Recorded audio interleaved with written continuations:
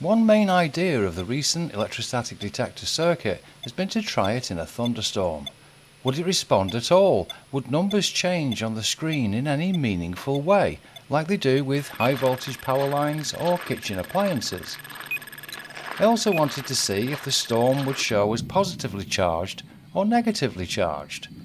Well, I got two chances to find out recently, and here's what happened. For the first storm, the equipment was set up indoors for these tests, though outdoors is going to be tried at some time in the future. Temperature was 95 Fahrenheit or 35 centigrade, humidity was at 59% indoors. One thing we do have with these tests is Nephilim Penny, and I made this in 2012. So yeah, it's 14 years old now, and it runs on a little oscillator circuit that's powered by rainwater, carbon and magnesium little strip, and this runs all the time, and it has reacted to storms before now. I did have troubles with the security camera that was being used to focus on the experiment, a Wisecam V4, so I was already thinking about what to do about that. I'll show you what I came up with a bit later in the video, but otherwise all was set as the storm moved in.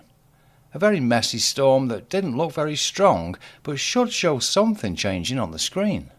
What I have noticed just now as well is the display there is showing -16, -17, that kind of a number, and we started at pretty much 0. I wonder if that's a factor and if these numbers are going negative.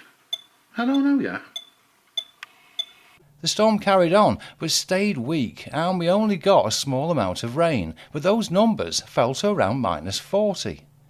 The storm itself seemed to be negatively charged compared to the starting point around the circuit.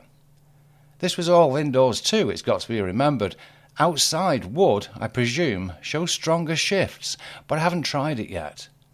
When the weather system moved away, the numbers returned back upwards over about 30 minutes, but stayed lower than when the test began until well into the night. I left it going overnight, it being connected to the massive power bank that is the EcoFlow River 2 Pro. I didn't want there to be power problems if the storm lasted for many hours. The very next day, at about the same time in the afternoon, we had another storm roll through, and it too was very messy. The parts were still on the table, so that was handy, and the temperature and humidity were very similar, so it should make for a good repeat test with very similar conditions. But the focus still wasn't right from the security camera. I'll show you what I mean. That brought the idea to try and get a Fresnel lens to help to focus on the screen of the electrostatic detector. A sort of helping hand was quickly built, and the setup did, at least, look like it might help with the focus. Lots of changes were made, but ultimately that didn't work out. Well, I did have the presence of mind to use the main camera to get some numbers as the storm moved in. Again, the numbers fell from the start calibration of near 0. Back indoors, we seem to be looking there at a -10, -11, so it is going into the negatives again, like yesterday. That was really quite encouraging, because the screen used to only show positive numbers. I'd changed the code to show the negative numbers, only because it would sit around 0 sometimes when I knew it should be showing something. So, adding the negative range fixed that. That range does also respond with sound, by the way, in the same way that positive numbers do, speeding up and rising in pitch with the higher the negative number.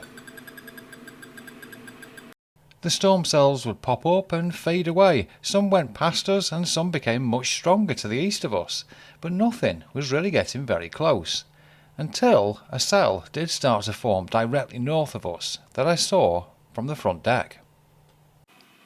But 15 minutes later, as is the way with this kind of popcorn type of a storm, things are building again in the north.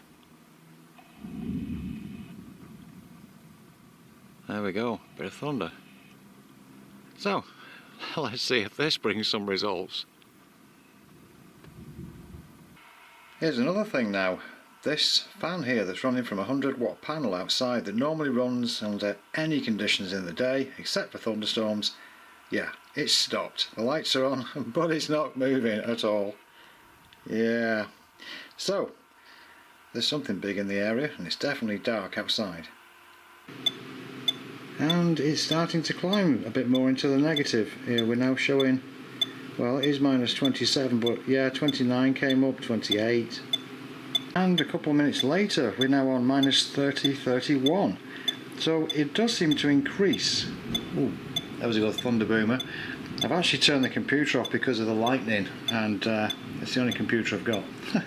So I might not be able to get the radar, but what we can see, yeah, minus 32, 33, 35, 30, yeah, 35. So yeah, it appears to be increasing again with the severity of storm.